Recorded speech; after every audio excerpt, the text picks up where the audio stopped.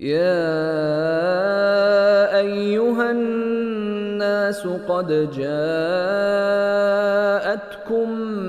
موعظة من ربكم وشفاء لما في الصدور وهدى ورحمة للمؤمنين.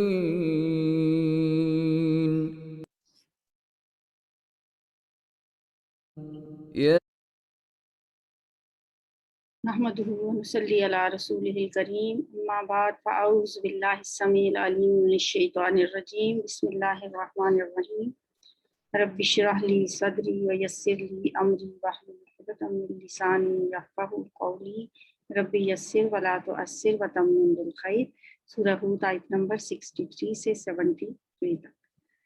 بسم اللہ الرحمن الرحیم. قال یا قومی، اس نے کہا یعنی صالح علیہ السلام نے کہا، اے میری قوم، ارأیتم، کیا تم نے دیکھا ہے، کیا تم نے غور کیا ہے. یہ جو اوپر دو زبر ہے نا، یہ غلطی سے لگی، یہاں تک پڑھنا. کیا تم نے غور کیا، ان کنت علی بینۃ من ربی، اگر میں ہوں واضح دلیل پر اپنے رب کی طرف سے. بینہ کہتے ہیں ایمان، یقین، وہ جو اللہ تعالیٰ اپنے پیغمبروں کو عطا کرتا ہے. اور وَآتَانِی مِنْہُ رَحْمَةً، اور اس نے دی ہو مجھے اپنی طرف سے رحمت، اور رحمت سے مراد نبوت ہے. یعنی ایک تو میں اس واضح دلیل پہ ہوں، یعنی میری زندگی پوری تمہارے سامنے ہے، میرا کردار، میرا اخلاق اس بات پہ گواہ ہے کہ اس سے پہلے تمہارے معاشرے کا میں ایک سلیم الفطرت انسان تھا. اور پھر اوپر سے اللہ نے مجھے نبوت سے بھی سرفراز کیا ہے.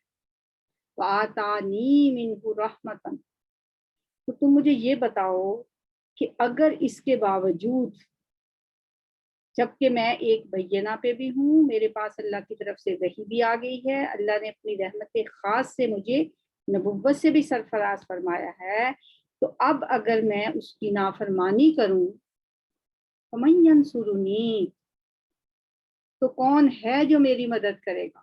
فمن، بس کون ہے، ینصرنی، جو میری مدد کرے گا، من اللہ، اللہ سے، یعنی اللہ کے عذاب سے بھی مجھے کون بچائے گا. ان عصیتہ، اگر میں نے اس کی نافرمانی کی. اس کی نافرمانی کیا ہے کہ میں جو اللہ کا پیغام ہے جو اس نے مجھے بھیجا ہے، جس پیغام کے ساتھ، وہ پیغام میں تم تک نہ پہنچاؤں. دعوت حق کو چھوڑ کر تمہیں خوش کرنے کے لیے میں اگر دوسرا راستہ اختیار کر لوں، تو پھر مجھے اللہ کی گرفت سے کون بچائے گا. ان عصیتہ، اگر میں نے اس کی نافرمانی کر لی، فما تزیدوننی، پس نہیں تم زیادہ کر رہے، نی مجھے، غیر تخسیر، سوائے خسارہ دینے. یعنی تمہاری ان باتوں سے مجھے کوئی فائدہ نہیں ہوگا، مجھے تو الٹا نقصان ہوگا اگر میں تمہاری بات مانوں. تو اگر میں اس دعوت حق کو چھوڑ دوں، اگر میں تمہیں راضی کرنے پہ آ جاؤں، تو میرا تو نقصان ہی نقصان. تم مجھے نقصان کے علاوہ کچھ نہیں دے سکو گے. وَيَا قَوْمِ، اور اے میری قوم، ہَذِهِ نَاقَةُ اللَّهِ، یہ اللہ کی اونٹنی ہے. اب اللہ کی اونٹنی والی بات ہم پہلے پڑھ کے آئے ہیں سورہ آراف میں. یہ وہی اونٹنی ہے جو اللہ نے ان کے کہنے پر ان کی آنکھوں کے سامنے ایک چٹان سے نکالی تھی. اسی لیے اسے ناقۃ اللہ کہا گیا، اللہ کی اونٹنی، کیونکہ یہ خالص اللہ کے حکم سے معجزانہ طور پر ظاہر ہوئی تھی. اور انہیں کہا گیا تھا اسے کوئی تکلیف نہ پہنچانا، ورنہ تم پہ اللہ کا عذاب آ جائے گا. تو یہاں پہ بھی یہ کہا جا رہا ہے، وَيَا قَوْمِ هَٰذِهِ نَاقَةُ اللَّهِ لَكُمْ آیَةً، دیکھو یہ اونٹنی تمہارے لیے ایک نشانی ہے. فَذَرُوهَا، تم اسے چھوڑے رکھو، یعنی اسے کچھ نہ کہو، چھوڑے رکھو اس کو، تاکل کھاتی پھرے، فی ارض اللہ، اللہ کی زمین میں، ولا تمسوہا، اور نہ تم ہاتھ لگانا اس کو، نہ تم چھونا اس کو، بسو، ان کسی برے ارادے سے، فیاخذکم عذاب قریب، ورنہ کیا ہوگا، پھر پکڑ لے گا تمہیں ایک عذاب قریب ہی، جلد ہی تمہیں ایک قریبی عذاب تمہیں آ پکڑے گا اگر تم نے ناقۃ اللہ کو برے ارادے سے چھوا۔ وہ عذاب اب دور نہیں ہے اور اسے آتے کچھ دیر بھی نہیں لگے گی، اس لیے اس اونٹنی کو کچھ نہ کہنا۔ ظاہر ہے وہ اونٹنی ایک معجزانہ طور پہ آئی تھی، اور اللہ کا یہ ہمیشہ سے اصول رہا ہے کہ جب بھی کوئی قوم معجزہ طلب کرتی ہے اور اسے اس کے کہنے پہ معجزہ دکھایا جاتا ہے تو پھر بچنے کی کوئی صورت نہیں ہوتی اس قوم کی، اگر وہ نہ مانے۔ اب یہی حال اہل مکہ کا تھا، وہ بھی معجزے طلب کرتے تھے، اس احد پہاڑ کو سونے کا بنا دیں، یہ کر دیں، وہ کر دیں، لیکن نبی صلی اللہ علیہ وآلہ وسلم تو اپنی مرضی سے کوئی معجزہ نہیں دکھا سکتے تھے، اور اللہ نے بھی کوئی معجزہ نہیں دکھانا تھا ان کو، کیونکہ معجزہ دکھانے کے بعد اگر وہ نہ مانتے بات تو پھر اللہ کی یہ عادت ہے، اللہ کا یہ اصول ہے کہ پھر اس قوم پہ عذاب لازمی آتا ہے۔ اور اہل مکہ کے بارے میں تو اللہ نے فرمایا تھا کہ اللہ کیسی عذاب نازل کرے ان پہ جبکہ آپ ان میں موجود ہیں، رحمت للعالمین ہیں، اور میں کیسے ان کو عذاب دوں جبکہ یہ استغفار بھی کرتے ہیں۔ بہرحال تو یہاں تو انہوں نے معجزہ طلب کیا، ان کو معجزہ دکھا دیا گیا، اور یہاں یہ کہا جا رہا ہے کہ صالح علیہ السلام نے ان سے کہا کہ اس اونٹنی کو کبھی برے ارادے سے ہاتھ نہ لگانا ورنہ تمہیں اللہ کا عذاب پکڑ لے گا، لیکن انہوں نے بات نہیں مانی، انہوں نے فَعَقَرُوهَا، انہوں نے ٹانگیں کاٹ دی، اس کی اونٹنی کی ٹانگیں کاٹ دی، ایک باقاعدہ پلاننگ کے ساتھ انہوں نے ایسا کیا، باقاعدہ منصوبہ بندی کر کے انہوں نے اس کی ٹانگیں کاٹی اور بے بہا خون نکلا تو وہ اونٹنی ہلاک ہو گئی۔ فقال، تو کہا، کس نے کہا؟ صالح علیہ السلام، تمتعوا فی دارکم ثلاثۃ ایام، بس اب ختم ہو گیا ٹائم، اللہ کی طرف سے فیصلہ آ گیا، تمتعوا فی دارکم ثلاثۃ ایام، فائدہ اٹھا لو اپنے گھروں میں 3 دن تک، ذالک، یہ وعد، وعدہ ہے، غیر مکذوب، نہیں جھوٹ بولا گیا، یعنی اس میں جھوٹ نہیں ہے، یہ سچا وعدہ ہے کہ بس اب 3 دن ہیں تمہارے پاس، 3 دن رہ لو اپنے گھروں میں، 3 دن بس لو اپنے گھروں میں، 3 دن کے بعد اب عذاب آ جائے گا۔ ظاہر ہے یہ اللہ کی طرف سے فیصلہ ہوا تھا، صالح علیہ السلام نے اپنے آپ سے یہ ایسا نہیں کہہ دیا تھا۔ فلما جاء امرنا، پھر جب آ گیا ہمارا حکم، ہماری طرف سے عذاب کا جو حکم تھا جب وہ آ گیا، 3 دن کے بعد عذاب آیا، لیکن کہا جاتا ہے کہ ان کے سب سے پہلے ان کے رنگ جو تھے ان کے چہرے زرد ہو گئے، اس کے بعد ان کے چہرے سرخ ہو گئے، اور پھر آخر میں سیاہ ہو گئے، اور پھر اس قوم پہ جو عذاب آیا وہ ایک چیخ تھی، جیسا کہ آگے چل کے اگلی آیت میں ہم پڑھیں گے۔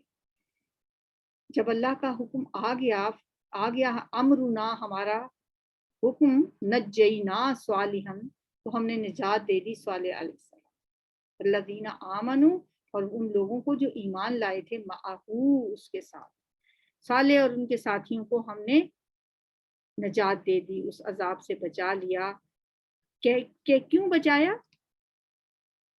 برحمت منا، اپنی رحمت سے، مہربانی کے ساتھ، خاص اللہ نے اپنی رحمت، اپنے فضل، اپنے کرم سے حضرت صالح اور ان کے ساتھی کو بچا لیا۔ یہاں بھی ایک بڑا باریک نقطہ ہمارے سمجھنے کے لیے ہے کہ اللہ نے، حالانکہ صالح علیہ السلام اللہ کے پیغمبر ہیں، رسول ہیں اس کے، اور ان کے ساتھیوں نے ان کا کہنا مانا، ان کی بات مانی، ان کے ساتھ ان کا ساتھ دیا، جبکہ بے شمار لوگوں نے انہیں ریجیکٹ کر دیا تھا۔ یہ سارے سلیکٹڈ لوگ تھے، چنے ہوئے لوگ تھے، لیکن اللہ یہاں اس آیت میں ایک بات سمجھانا چاہتا ہے کہ ہم نے کیوں نجات دی صالح اور ان کے ساتھیوں کو؟ اس وجہ سے نجات نہیں دی کہ انہوں نے پیغمبر کی بات مانی اور پیغمبر نے اللہ کے حکم کے مطابق بہت اچھا کام کیا۔ فرمایا برحمت منا، اپنی خاص مہربانی سے، اپنی رحمت سے، اپنے فضل سے۔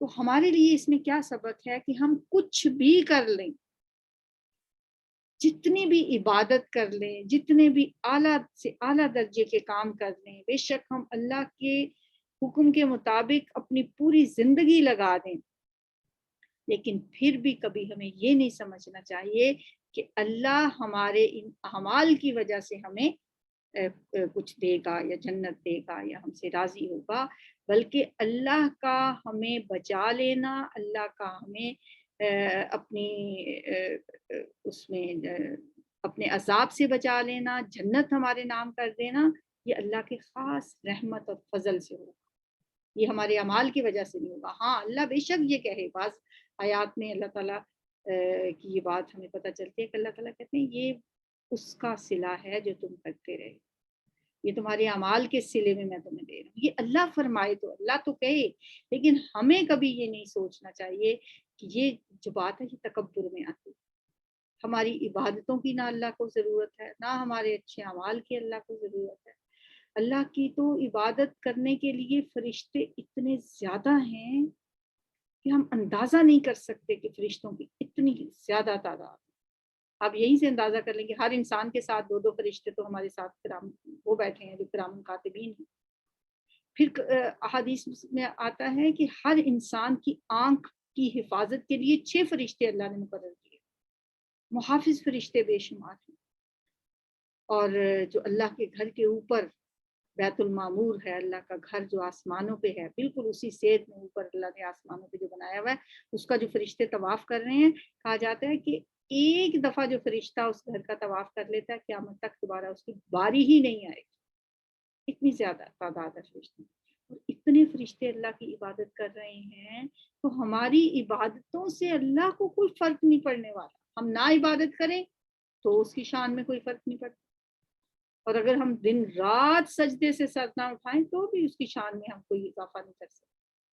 یہ تو ہمارے اپنے لیے ہے، ہماری تمام نیکیاں، ہمارے سارے اچھے کام یہ ہمیں ہی فائدہ دیتے ہیں۔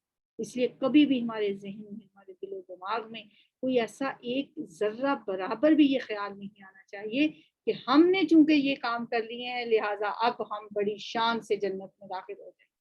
تو صالح علیہ السلام اللہ کے رسول ہیں، ان کے ساتھیوں نے ان کا کتنا ساتھ دیا۔ فرمایا ہم نے بچا لیا، نجینا صالحا والذین آمنوا معہ برحمت منا، اپنی طرف سے مہربانی کے ساتھ ہم نے ان کو بچایا، ومن خزی یومئذ، اور اس دن کی رسوائی سے بھی بچا لیا، قیامت کے دن کی رسوائی سے۔ ان ربک، بے شک تیرا رب، هو القوی العزیز، وہی ہے طاقتور، نہایت طاقتور اور بہت زبردست۔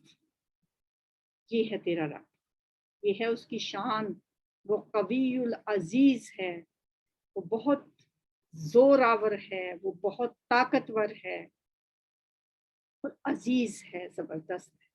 وَأَخَذَ الَّذِينَ ظَلَمُوا، اور پکڑ لیا ان لوگوں کو، ظالموں جنہوں نے ظلم کیا تھا، الصیحۃ، ایک چیخ نے، ایک چنگھاڑ نے، ایک صیحہ نے، فی دیارہم، اپنے گھروں میں، جاسمین، اوندے منہ گرے ہوئے تھے۔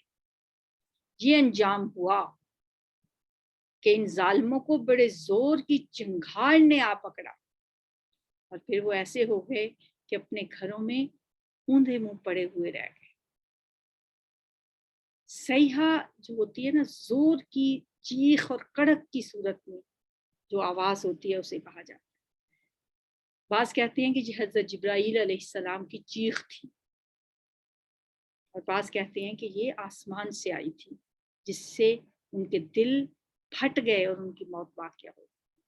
اس کے بعد یا اس کے ساتھ ہی پھر ایک زلزلہ بھی آیا جس نے سب کچھ اوپر نیچے کر دیا، جیسے سورہ اعراف میں ہم نے پڑھا تھا فَأَخَذَتْهُمُ الرَّجْفَةُ، کہ ان کو زلزلے نے آ پکڑا، یعنی ان پہ عذاب آیا۔ ایک تو پہلے اس چیخ نے ان کے دل جو تھے وہ پھاڑ دیے، پارا پارا کر دیے، اور پھر زلزلہ بھی آیا، اور پھر وہ ایسے گرے پڑے تھے جیسے اوندے منہ زمین پہ، جیسے کوئی پرندہ مرنے کے بعد نہیں زمین کے پہ مٹی کے ساتھ پڑا ہوا آپ نے دیکھا ہو، تو یہ ان کا حال ہو گیا، منہ کے بل زمین پر پڑے۔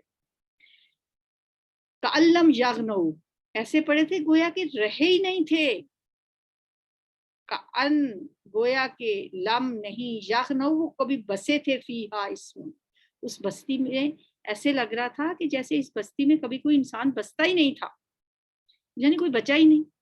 اب اگر کسی جگہ آپ جائیں اور وہاں پہ کوئی زیرو نہ ہو تو آپ سوچیں کہ کیسا سناٹا وہاں پہ ہوگا۔ اس بستی میں ایسا سناٹا تھا کہ یہاں کبھی کوئی آبادی تھی ہی نہیں۔ الا، خبردار، ان سمودا کفرو، بے شک سمود نے، یعنی سمود، قوم سمود نے، کفرو، کفر کیا۔ اچھا، یہ جو لفظ ہے نا سمودا، اس کو میں نے سمودا پڑھا ہے، سمودا نہیں پڑھا۔ کیوں؟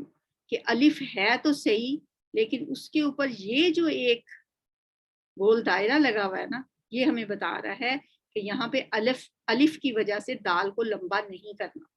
قرآن میں جہاں پہ بھی کسی اس کے الف کے اوپر یہ دائرہ آپ کو نظر آئے، وہاں پہ آپ اسے پھر مد اصلی نہیں کریں گے، پھر اسے سمودا نہیں پڑھیں گے بلکہ سمودا پڑھیں گے۔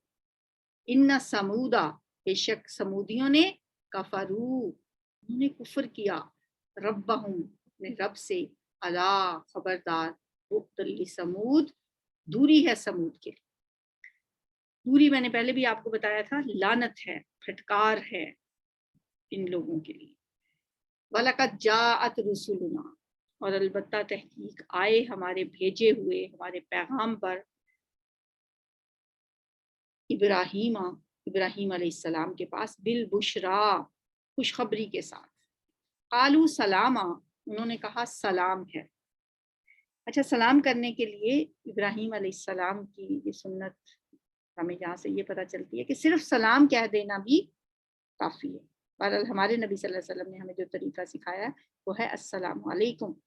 تو اگر کوئی شخص سلام بھی کہہ دے تو گناہ نہیں ہے، کیونکہ یہ بھی سنت ابراہیمی ہے۔ انہوں نے کہا سلامہ، تو جواب میں انہوں نے کہا قال سلام، اس نے کہا سلام ہو، تم پر بھی سلام ہو۔ فما لبثا، پھر نہ دیر کی، ان یہ کہ جا، وہ لے آیا۔ جا کا مطلب ہوتا ہے آنا، لیکن بعد میں اگر با آ جائے فوراً بعد، پھر آنا نہیں ہوتا بلکہ لانا ہوتا ہے، لے کر آنا۔ فما لبثا، پس نہ دیر کی، ان جا، یہ کہ وہ لے آیا، بعجل حنیذ، ایک بچڑا بھنا ہوا۔ ابراہیم علیہ السلام نے سمجھا کہ یہ جو مہمان ہیں، ظاہر ہے وہ انسانی شکل میں آئے تھے، خوبصورت نوجوانوں کی شکل میں آئے تھے۔ ابراہیم علیہ السلام نے سمجھا کہ کوئی مہمان ہیں، اور ابراہیم علیہ السلام بہت مہمان نواز تھے، اور ہمیشہ وہ کوشش ان کی ہوتی تھی کہ مہمانوں کے ساتھ وہ کھانا کھائیں۔ اور کچھ دنوں سے کوئی مہمان نہیں آیا ہوگا، اس لیے وہ بہت خوش ہوئے، اور جلدی سے انہوں نے ایک بھنا ہوا بچڑا لا کے ان کے سامنے پیش کر دیا۔ ان کو یہ نہیں سمجھ آئی کہ یہ فرشتے ہیں جو انسانی شکل میں آئے ہیں۔ اس سے یہ بھی ہمیں پتہ چلتا ہے کہ انبیاء اور رسولوں کے پاس غیب کی خبریں نہیں ہوتی، اتنی ہی غیب کی خبریں ان کے پاس ہوتی ہیں جو اللہ ان کو بتا دیتا ہے۔ تو اب ابراہیم علیہ السلام کو اگر یہ پتہ ہوتا کہ یہ فرشتے ہیں تو وہ ان کے سامنے کھانا تو نہ لا کے رکھتے، بلکہ انہوں نے مہمان سمجھا انہیں، اور فوراً ان کی خاطر تواضع میں لگ گئے اور لا کے ان کے سامنے گائے کا گوشت جو تھا وہ ان کی خدمت میں پیش کر دیا۔ اور اس سے یہ بھی ہمیں پتہ چلتا ہے کہ مہمان سے پوچھنے کی ضرورت نہیں ہوتی، کہ آپ کو کچھ پیش کیا جائے، آپ کو کچھ کھلایا جائے. ہاں جس چیز کا ٹائم ہو، جو بھی آپ کے پاس اویلیبل ہو، ہمیشہ کوشش کرنی چاہیے کہ مہمان کے سامنے کچھ نہ کچھ رکھا جائے اور مہمانوں کو کھلایا جائے. مہمان اللہ کی رحمت ہوتے ہیں. تو ہاں یہ ضرور ہونا چاہیے کہ ہمیں اس کے مطابق یہ نہ ہو کہ مہمان ہمارے پاس آئیں دن کو ظہر کے بعد اور کھانے کا ٹائم ہو اور ہم ان کو لا کے چائے پلا دیں، یا چائے کا ٹائم ہو تو ہم کہیں کہ ہم تو اسی ٹائم کھانا کھاتے ہیں، ان کے سامنے کھانا رکھ دیں. جس چیز کا ٹائم ہو کچھ نہ کچھ. ایسا نہیں ہوتا کہ انسان کے گھر میں کچھ بھی نہ ہو، کچھ نہ کچھ انسان کے پاس ہوتا ہے. انسان ضرور مہمانوں کو بغیر پوچھے ہی ان کو پیش کرنا چاہیے، جیسے ابراہیم علیہ السلام نے کیا. لیکن جب انہوں نے دیکھا، فلما رآ، پھر جب دیکھا، ایدیہم، ان کے ہاتھوں کو، لا تصلو، نہیں وہ پہنچ رہے، الیہ، اس کی طرف، یعنی کھانے کی طرف، ناکرہم، تو اجنبی جانا انہیں. یہ کیا بات ہے، یہ کھانا کیوں نہیں کھا رہے؟ کیونکہ ایک رواج بھی تھا اس زمانے میں ایسا کہ اگر کوئی دشمن آپ کے گھر آتا تو پھر وہ آپ کے گھر سے کھانا نہیں کھاتا. ابراہیم نے دیکھا کہ ان کے ہاتھ تو کھانے کی طرف بڑھ ہی نہیں رہے، تو انہیں خوف محسوس ہوا. کیا بات ہے، یہ کیوں کھانا نہیں کھا رہے؟ لگتا ہے یہ کسی اچھی نیت سے نہیں آئے. اور وَأَوْجَسَ، اور انہوں نے محسوس کیا، منہم خیفتن، ان سے خوف، انہیں خوف آیا ان سے. ایک سورہ حجر میں آتا ہے کہ انہوں نے اس کا اظہار بھی کر دیا. فرمایا وہاں پہ اس آیت میں آتا ہے اِنَّا مِنْكُمْ وَجِلُونَ، انہوں نے کہا ہمیں تم سے ڈر لگتا ہے.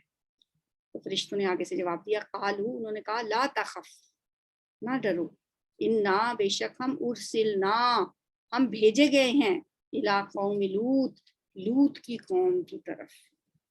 اب یہاں سے یہ ہمیں پتہ چلتا ہے کہ یہ جو فرشتے تھے یہ حضرت لوط علیہ السلام کی قوم کی طرف آئے تھے، عذاب لے کے آئے تھے.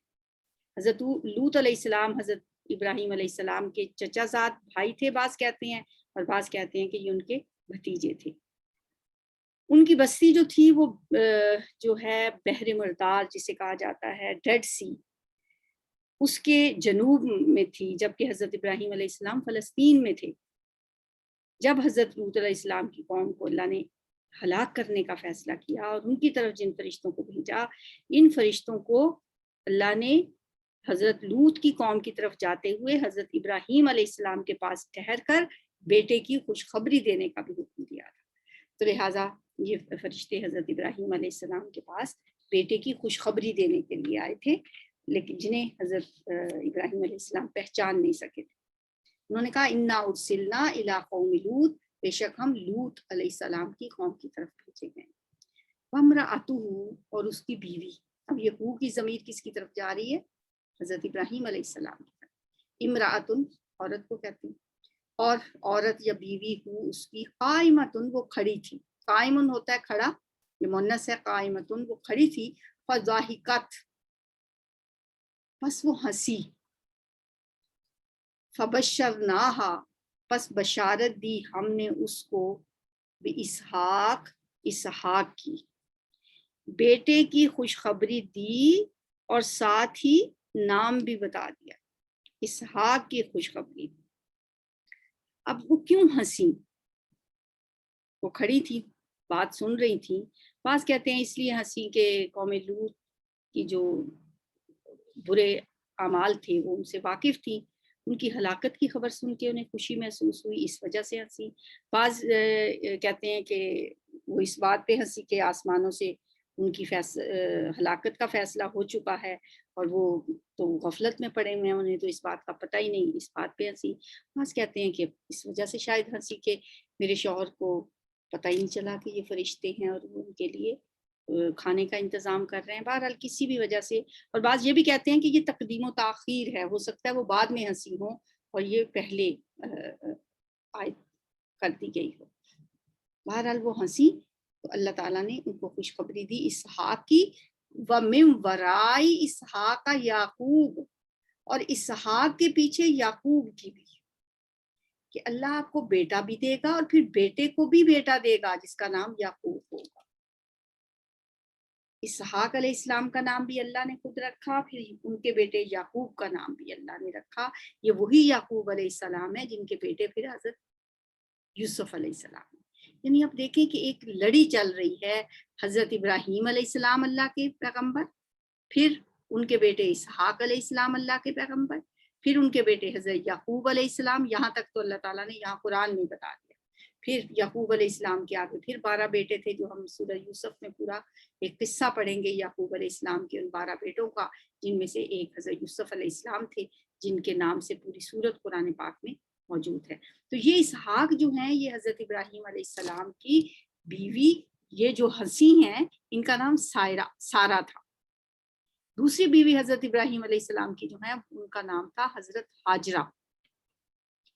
وہ حضرت ہاجرہ جن کے بیٹے حضرت اسماعیل علیہ السلام تھے۔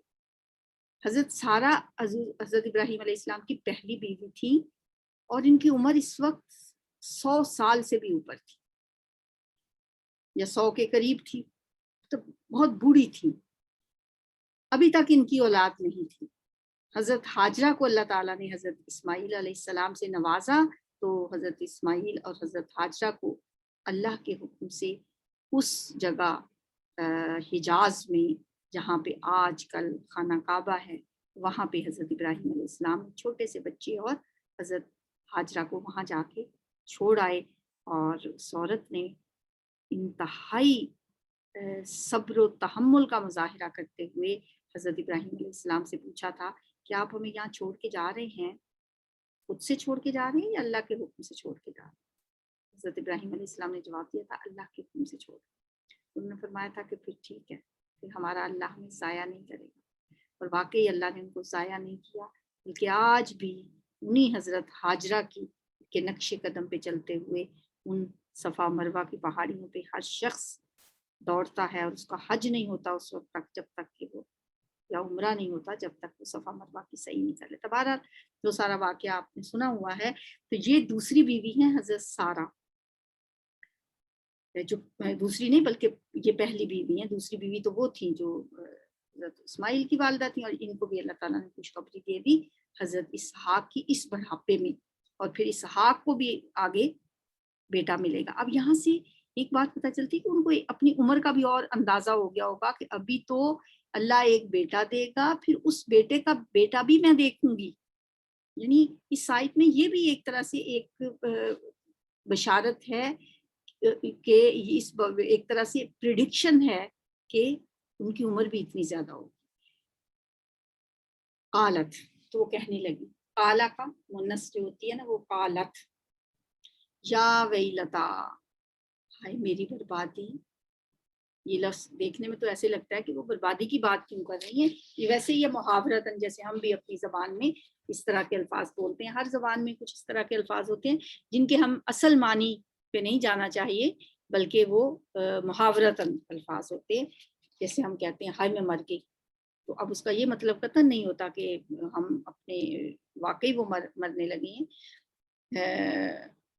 یہ محاورہ ہے۔ انہوں نے بھی یہ کہا یا ویلتا، ہائے میری بربادی، آلیدو، کیا میں جنوں گی، وَأَنَا عَجُوزٌ، اور میں بوڑھی، یعنی اس عمر میں بوڑھی، میں بچہ جنوں گی، وَهَذَا بَالِي شَيْخًا، اور یہ میرا خامن یہ بھی بوڑھا ہے، یہ کیسے ہو سکتا ہے؟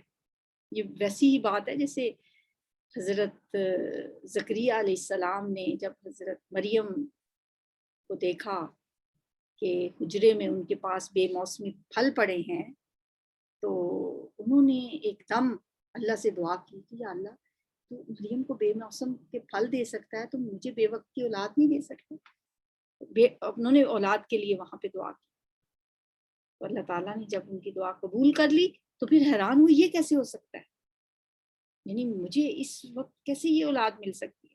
تو بالکل ویسے ہی ہو سکتا ہے، یہ بھی دعا تو کرتی ہوں گی، ظاہر ہے ایک بیوی کو اللہ تعالیٰ نے اولاد دے دی تھی، تو لیکن جب اللہ تعالیٰ نے یہ بشارت دی تو کہنے لگی آلدو وَأَنَا عَجُوزٌ وَهَذَا بَالِي شَيْخًا، اور یہ میرا خامد بوڑھا، إِنَّ هَذَا لَشَيْءٌ عَجِیب، یہ تو بے شک یہ بہت ہی عجیب چیز ہے.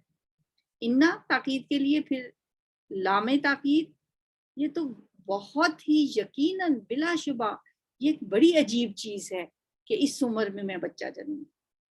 قالو انہوں نے کہا. وہ کون تھے؟ فرشتے. فرشتوں نے کہا اتعجبین، کیا تو تعجب کرتی ہے، من امر اللہ، اللہ کے حکم سے، کیا اللہ کے حکم پہ آپ کو تعجب ہو رہا ہے؟ رحمت اللہ وبرکاتہ، تم پر اللہ کی رحمت اور اس کی برکتیں ہوں، وبرکاتہ اور اس کی برکتیں ہوں، علیکم تم پر، اہل البیتی اے گھر والو. یہاں یہ بھی پتہ چلتا ہے کہ گھر والے کس کو کہا گیا ہے؟ بیوی کو کہا گیا ہے نا، وہاں اور تو کوئی تھا ہی نہیں. ان کی بیوی کو یہاں فرشتوں نے اہل بیت کہا ہے اور ان کے لیے جمع کا صیغہ بھی استعمال کیا، جس سے یہ ایک تو یہ پتہ چلتا ہے کہ اہل بیت میں سب سے پہلے انسان کی بیوی شامل ہوتی ہے، باقی اور گھر والے بھی اس میں شامل ہوتے ہیں. اور دوسرے یہ کہ اہل بیت کے لیے جمع مذکر کے صیغے کا استعمال بھی جائز ہے. تو نبی صلی اللہ علیہ وآلہ وسلم نے ایک دفعہ حضرت فاطمہ اور ان کے بچوں کو کہا تھا کہ یہ میرے اہل بیت ہیں، تو جس سے بعض لوگ یہ کہتے ہیں کہ بس وہی نبی صلی اللہ علیہ وسلم کے اہل بیت ہیں اور آپ کی بیویاں ان میں شامل نہیں ہیں.